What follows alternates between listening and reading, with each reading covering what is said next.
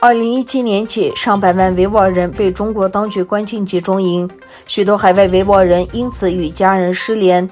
加乌兰希尔买媒体来自伊犁的霍城县，父母都是当地的公务员，弟弟大学毕业后也在霍城县当地就职。自从2011年到土耳其念大学后，他每年寒暑假都会回到东突厥散探望家人。然而，从2018年1月起，他与家人失联后便不敢再回中国。加乌兰希尔买媒体告诉土耳其媒体，他最后一次与父母用微信通话是2018年1月，但是2天后，他便发现母亲把他从微信删除，弟弟跟其他亲友也在接下来的几天把他从微信删除。加乌兰希尔买媒体说，他身边其他居住在土耳其的维吾尔朋友也在同时期陆续被在国内的亲友从微信移除，所以他下定决心要静静等待家人再次与他联系。他说，他试图到中国驻伊斯坦布尔领事馆寻求帮助，但是保安一开始拒绝让他进入领事馆，因此他回家用电话联系领事馆。在通话中，加乌兰希尔买媒体得知了母亲被当地政府以恐怖活动相关罪名判刑5年。使馆人员也表示，至于他爸爸与弟弟都已经离开再教育营，之所以不与他联系，只是因为他们不愿意。直到2019年12月，他才知道他的爸爸妈妈与弟弟都在2018年初被中国政府送进集中营。他说，土耳其政府不应针对中国在东突厥散的不人道行为保持沉默。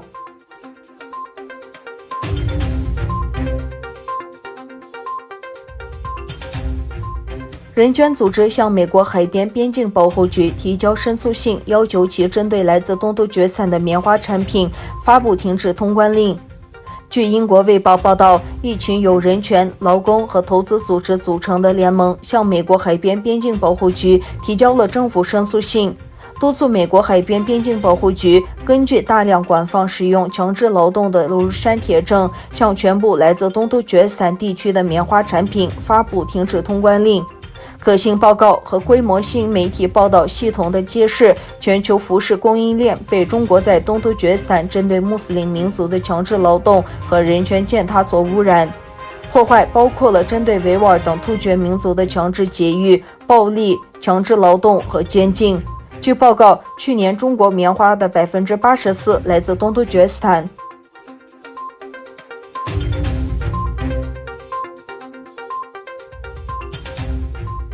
世界多位宗教领袖日前发起了一项针对中国在东突厥散打压维吾尔人等少数族裔人权的公开声明。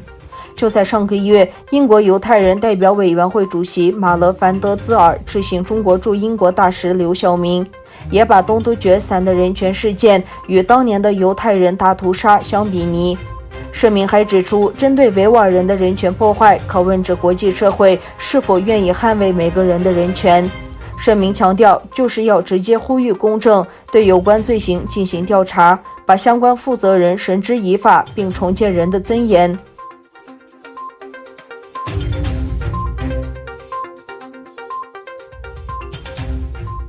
美国国务卿蓬佩奥星期三宣布，华盛顿将对中华人民共和国驻美国外交官的活动实施新的限制，以推动美中关系的对等。这是特朗普政府最近对北京采取一系列行动的最新一个。蓬佩奥说，今天我宣布国务院制定了一种机制，要求在美国的中国高级外交官在访问大学校园或与地方政府官员见面前必须获得许可。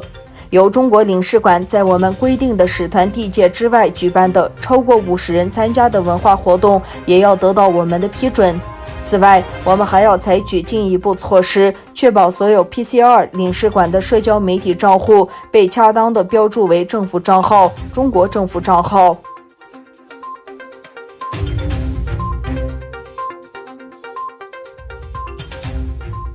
五角大楼发布的中国军力报告显示，未来10年中国核弹头将翻倍。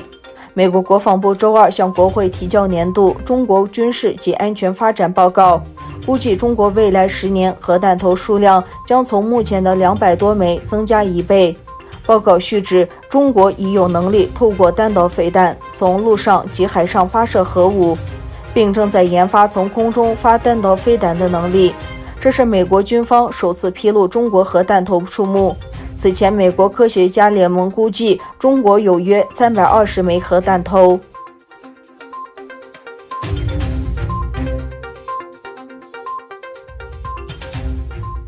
随着中印边境争议地区的紧张局势继续升级，印度电子信息技术部在周三封禁了更多手机应用。